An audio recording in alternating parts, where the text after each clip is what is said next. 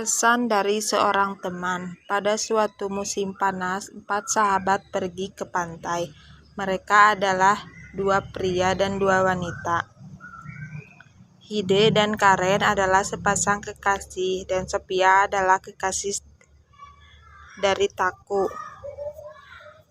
Keempat sahabat ini sudah mengenal saya sejak lama sekali dan tinggal di blok apartemen yang sama.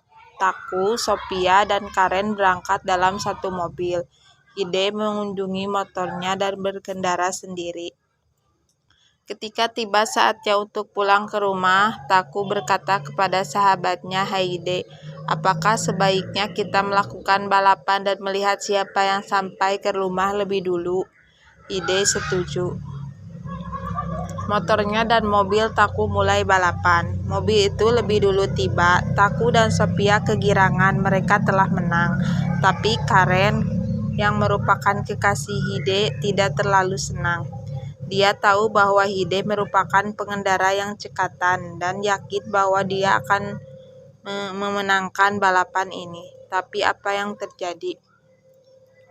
Hide masih tidak menampakkan batang hidungnya. Dia tidak pernah kembali ke rumah hari itu. Esok paginya, Taku dan Sophia pergi ke kamar Karen untuk mengabarkan berita menyedihkan. "Well, aku sungguh tidak tahu bagaimana mengatakan ini. Aku mendapatkan sebuah telepon dari polisi pagi-pagi sekali yang memberitahukan bahwa Hide telah mengalami kecelakaan.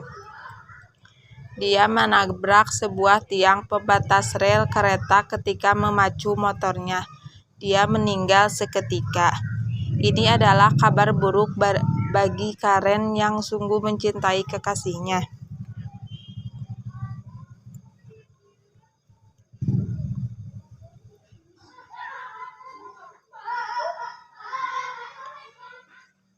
"Aku menyatakan tadi bahwa kami mendapat telepon dari polisi. Segera setelah panggilan itu kami mendapat seseorang yang mengunjungi kami." "Seorang pengunjung?" tanya Karen. "Ya, dan ketika aku menanyakan siapa dia, tamu itu menjawab." Taku berhenti di sana. Karen bisa melihat pasangan itu kini gemeteran. Taku membuka mulutnya lagi. Orang itu berkata bahwa dia adalah Hide. Karen tidak yakin apa yang barusan dia dengar itu benar. Dia hanya memandangi kedua sahabatnya itu dengan tidak percaya. "Kami pikir itu seperti lelucon yang buruk, dan aku baru saja hendak membuka pintu untuk menyadarkan orang itu. Tapi kemudian aku menyadarinya. Bagaimana orang itu bisa tahu apa yang terjadi pada Hide? Ketika kami yang pertama menerima kabar itu, tak seorang pun mungkin melakukan itu. Aku pikir begitu, dan kemudian itu merasa benar-benar ketakutan. Aku tidak membuka pintu itu.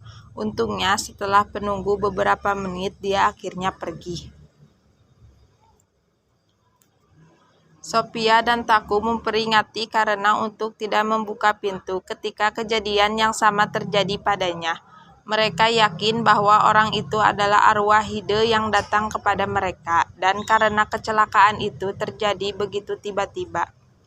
"Hide mungkin tak menyadari kematiannya jika karena membuka pintu," kata mereka. "Dia mungkin akan berusaha menarikmu bersamanya menuju ke dunia lain." Setelah Taku dan Sophia meninggalkannya, Karen menghabiskan sisa harinya dengan menangisi sendirian dalam kamarnya, mengenang setiap saat-saat indah yang dia bagi bersama dengan Hide. Lalu malam akhirnya tiba. Karen terbangun oleh ketukan keras pintunya.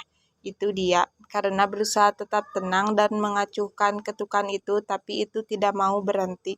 "Hei, ini aku, buka!" suara Hide.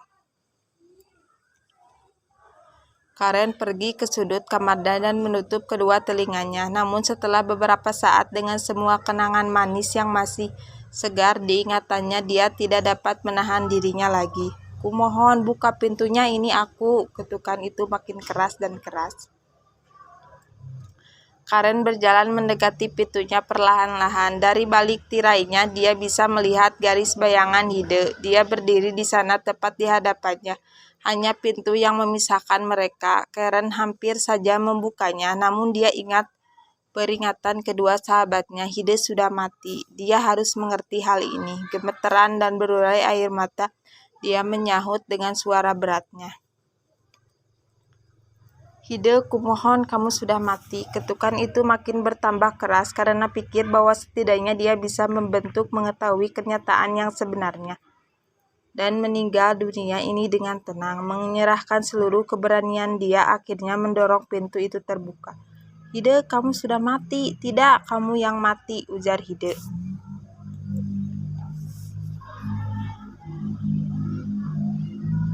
Saat itu, karena kehilangan kesadarannya, ketika kemudian dia membuka kembali matanya, dia menemukan dirinya tengah terbaring di atas ranjang rumah sakit.